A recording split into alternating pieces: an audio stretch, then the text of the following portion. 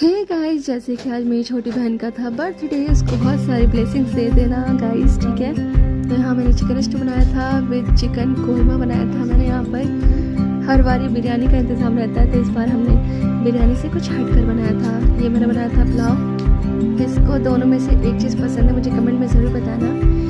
यहाँ मेरे पापा लेट लाए थे चिकन, तो मुझे टाइम लग गया था बनाने में, क्योंकि मुझे केक भी लेने जाना था। और ये देखो, मैंने पूरा तैयारी करके रखा हुआ था कि जैसे ही चिकन आएगा वैसे हम बनाना स्टार्ट कर देंगे। यहाँ पे कुछ डेकोरेशन के बलून्स थे जो कि तैयार किया जाना था।